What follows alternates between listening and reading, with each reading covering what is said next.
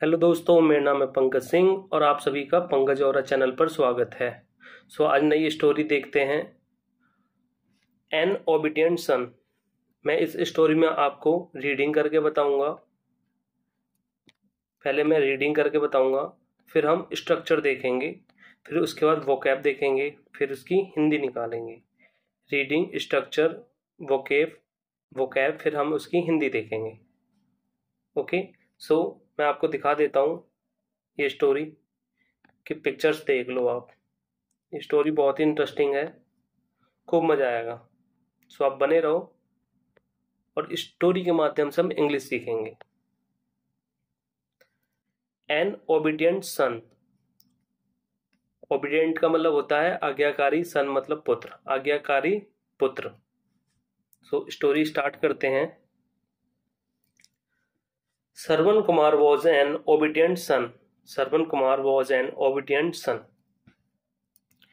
अब देखो, था वॉज आ रहा है तो ये क्या है, सिंपल पास्ट है। ठीक है, स्ट्रक्चर जो है सिंपल पास्ट है। अब ओबीडिएंट का मतलब होता है आज्ञाकारी, जैसे मैंने आपको बताया। इसमें वोकैब एक ये है, सन मतलब पुत्र होता है। अब इसकी हिंदी देखते हैं। श्रवण कुमार एक आज्ञाकारी पुत्र था।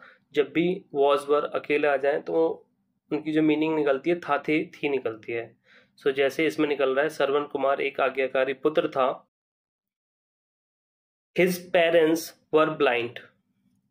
अब देखो, वर का यूज हुआ है, नॉर्मली सिंपल पास्ट है, था थी आएगा।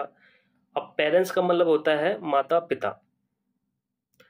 उसके माता पिता अंधे थे, ब्लाइंड मतलब अंधा। He loved his parents very much. वह अपने माता पिता को बहुत प्यार करता था।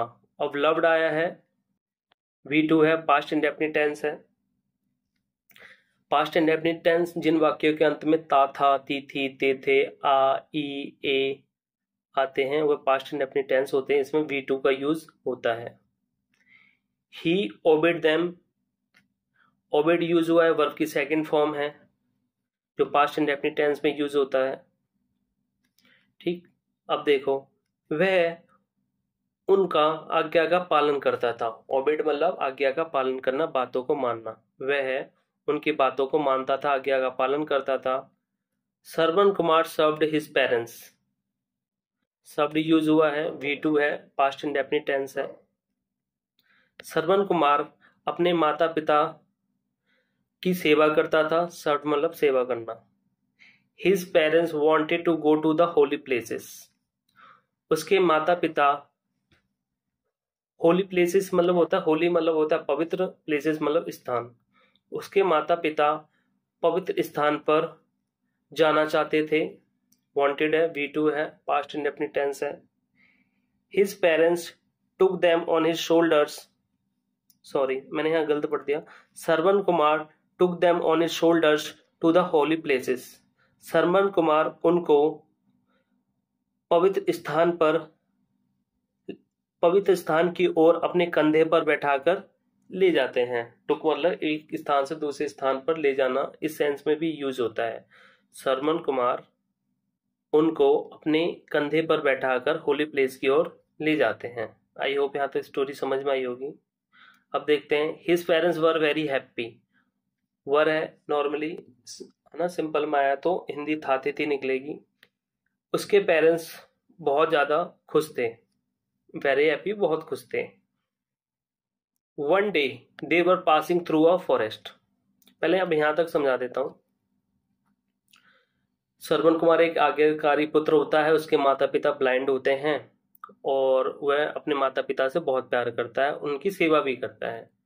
उनकी माता पिता जो होते हैं ना श्रवण कुमार के, वह तीर्थ यात्रा पर, होली प्लेसेस मतलब तीर्थ यात्रा या पवित्र स्थानों पर जाना चाहते थे। तो श्रवण कुमार उन्हें कंधे पर उठाकर पवित्र स्थान पर ले जाता है, जिसके कारण उसके माता पिता बहुत खुश थे। ये तो यहां तक हिंदी हो गई। अब आगे देखते हैं। One day they were passing through a forest. अब देखो, वर पासिंग है, वॉज वर प्लस वर की फोर्थ फॉर्म आती है, तो वो क्या होता है, पास्ट कंटिन्यूअस टेंस। इन वाक्यों के अंत में रहा था, रही थी, रहे थे आते हैं।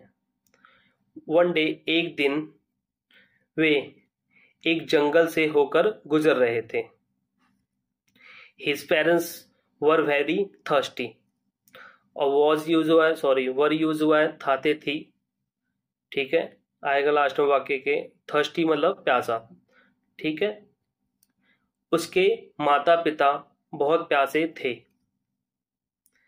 They asked Shravan Kumar for water, उन्होंने श्रवण कुमार को पानी के लिए बोला। आस्क्ड मतलब कहना भी होता है, बोलना भी होता है ना। कहना बोलना एक ही बात है, और दूसरी जो मीनिंग होती है वो होता है पूछना।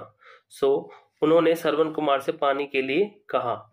यहाँ पे कहा के सेंस में है, Shravan Kumar seated them under a tree and went to the river.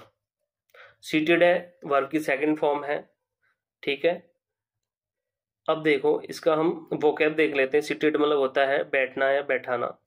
Shravan Kumar ने उनको एक पेड़ के नीचे बैठाया एंड और नदी की ओर चल दिए। श्रवण कुमार ने उन्हें एक पेड़ के नीचे बैठाया और नदी की ओर चल दिए, ठीक है। ही बाउ टू फिल द पिक्चर। अब देखो मैंने पिछले ही कहानी में इसको जो मैंने पढ़ा था बो, ठीक है। अब मैं पढ़ रहा हूं इसको बाउ। जब बो पढ़ते हैं तो उसका मतलब होता है धनुष। अगर झुकने के लिए यूज होता है बी और डब्ल्यू तो उसको पढ़ते हैं bow. He bowed to fill the pitcher. V2 है, पास्ट इंडेफिनिट टेंस है। फिल मतलब होता है भरना, पिक्चर मतलब घड़ा। उन्होंने घड़े को भरने के लिए झुके, वह घड़े को भरने के लिए झुकी। The king Dasharath was hunting there, राजा दशरथ वहां पर शिकार कर रहे थे। वॉज हंटिंग आ रहा है, वॉज प्लस वर्ब की फोर्थ फॉर्म जब भी आए तो वो पास्ट कंटिन्यूअस टेंस होता है। अब आगे देखते हैं, ये मैं इतना कर देता हूं। झुके, king Dasharath thought it was an animal. राजा दशरथ ने सोचा, थॉट मतलब सोचना, वर्ब की सेकंड फॉर्म है, सोचा समझा। इट वॉज एन एनिमल, यह एक जानवर था। राजा दशरथ ने सोचा ये एक जानवर था। ही शॉट एन एरो। अब शॉट है, शूट की सेकंड फॉर्म है। शूट का मतलब होता है, पिछले ही स्टोरी में बात की थी, शॉट का मतलब होता है तीर या बंदूक से किसी को मारना या घायल करना। अब यहाँ पे तो बंदूक के लिए यूज नहीं हुआ है, यानी तीर के लिए हुआ है, चलाया। उन्होंने एक तीर, एरो मतलब तीर, उन्होंने एक तीर चलाया। The arrow hit Shravan Kumar, तीर श्रवण कुमार को लगा। हिट सेकंड फॉर्म भी हिट होती है, फर्स्ट फॉर्म भी हिट होती है, थर्ड फॉर्म भी हिट होती है। जिन वाक्यों के अंत में टी आ जाता है उनकी तीनों फॉर्म मोस्टली सेम होती हैं, जैसे let let let, hit hit hit, put put put. तीर श्रवण कुमार को लगा। Shravan Kumar died there, died है वर्ब की सेकंड फॉर्म है, पास्ट इंडेफिनिट टेंस है। मैंने बता भी दिया इन वाक्यों के अंत में ता था ती थी ते थे आ ई ए आता है। श्रवण कुमार वहां मर गए। King Dasharath went to his hunt, राजा दशरथ वेंट है वर्ब की सेकंड फॉर्म है, पास्ट इंडेफिनिट टेंस यूज हुआ। अब हंट का मतलब होता है शिकार। राजा दशरथ अपने शिकार के पास गए। हिज आया है, अपने के लिए यूज होता है, ठीक है, अगर सब्जेक्ट थर्ड पर्सन हो। This was a young lead, was है सिंपल, थाते थी आएगा। लैड का मतलब होता है लड़का, यंग मतलब जवान। यह एक जवान लड़का था, लैड मतलब लड़का, ये एक जवान लड़का था। ही फेल्ट वेरी सॉरी, उन्हें बहुत दुख महसूस हुआ। फेल्ट वर्ब की सेकंड फॉर्म है, फील की second form felt.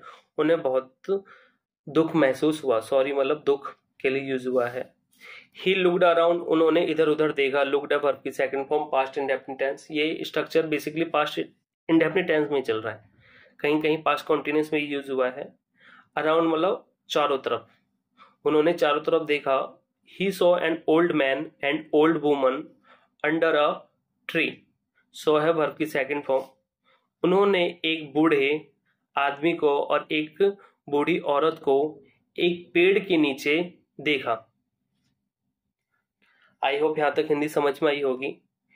He took the pitcher and reach to his blind parents, उन्होंने घड़े को टुक मतलब लिया, उन्होंने घड़े को लिया, टुक है वर्ब की सेकंड फॉर्म, लिया, and reach to the blind parents, और वह अंधे माता पिता के पास, पेरेंट्स मतलब अंधे परिजन के पास, पेरेंट्स माता पिता के पास, हिज मतलब उसके अंधे माता पिता के पास गए, रीच मतलब पहुंचे, है ना, पहुंचना भी होता है यहाँ पर, पहुंचने हो बोल दो या गए, वह अंधे माता पिता के पास गए।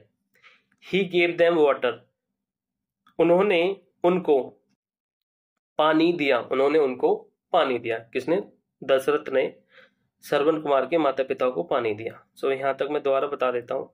सो एक दिन क्या होता है, यहाँ तक हमने सीख लिया था कि वो ले जाते हैं तीर्थ यात्रा पे श्रवण कुमार, तो उसके माता पिता बहुत खुश होते हैं, ठीक है। तो एक जंगल से गुजरते हैं, इसी बीच उनके माता पिता को प्यास लगती है, तो वो क्या करते हैं, वो पानी के लिए बोलते हैं श्रवण कुमार से, तो श्रवण कुमार उन्हें एक पेड़ के नीचे बैठाकर पानी के लिए चल देते हैं, ठीक है। फिर वो जैसे ही पानी के लिए जाते हैं तो दशरथ सोचते हैं कि लगता है वो शिकार है, तो वो तीर चलाते हैं, जिससे वो तीर श्रवण कुमार को लगता है, जैसा आप देख सकते हो, और श्रवण कुमार की वहीं पे मौत हो जाती है। सो वो अपने हंट के पास, शिकार के पास जाते हैं दशरथ, और देखते हैं ये तो एक जवान लड़का है, उसे इस बात का दुख होता है, वो पानी लेकर इधर उधर देखते हैं कि पानी किसके लिए ले जा रहे हैं।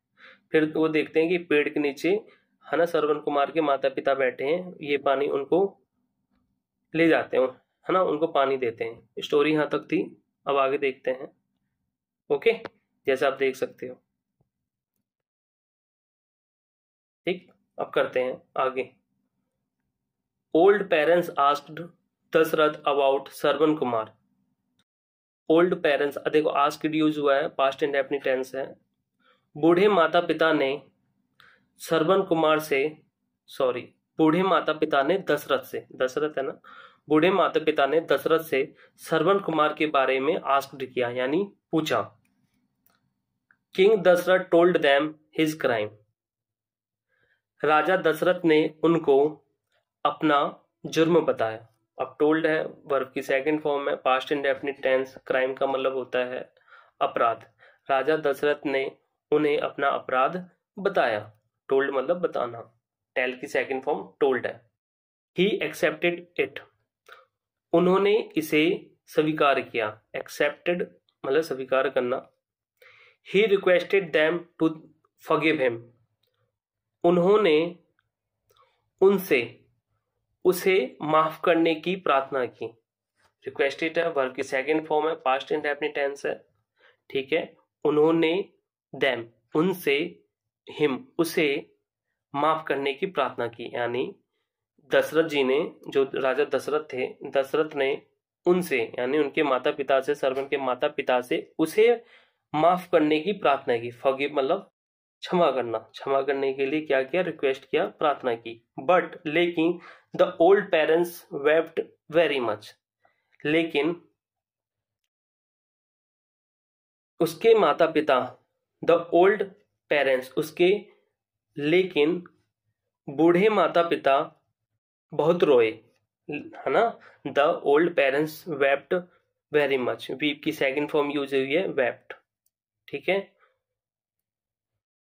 लेकिन उसके बूढ़े माता पिता बहुत रोए। They could not wear the grief, वे दुख को सहन नहीं कर सके। कुड नॉट भाई मोडाल्स है, ठीक है, पास्ट में यूज हुआ है, वे दुख को सहन नहीं कर सके। ग्रीफ मतलब होता है हमारा दुख, बेयर मतलब सहन करना, वह दुख को सहन नहीं कर सके, ठीक है। दे कस्ट द किंग दशरथ, अब देखो कस्ट वर्ब की सेकंड फॉर्म यूज हुई है, पास्ट इंडेफिनिट टेंस है, ठीक है। वोकैब देख लेते हैं। कष्ट का मतलब होता है अभिशाप देना, किसी को श्राप देना, ठीक है। उन्होंने राजा किंग को कष्ट किया, यानी श्राप दिया। उन्होंने राजा किंग को, राजा मतलब हाँ, राजा दशरथ को श्राप दिया। You will also die for your son like us, तुम भी हमारी तरह, देखो अब विल डाई है ना। विल जब भी यूज होता है तो फ्यूचर की बात करते हैं, तो इसमें अब फ्यूचर की बात होगी, ठीक है। ये फ्यूचर इंडेफिनिट टेंस है, आगे ही आएगा, ठीक। अब देखते हैं, you also will die for your son like us, तुम भी हमारी तरह अपने बेटे पुत्र, योर सन अपने पुत्र के लिए मरोगे, तुम भी हमारी तरह अपने पुत्र के लिए मरोगे, जैसे हम मर रहे हैं, कहने का उनका मतलब ये था। ठीक है। सो ये स्टोरी तो बहुत फेमस है, हम बचपन से सुनते आ रहे हैं, बट हमने इस स्टोरी के माध्यम से इंग्लिश सीखने की कोशिश करी।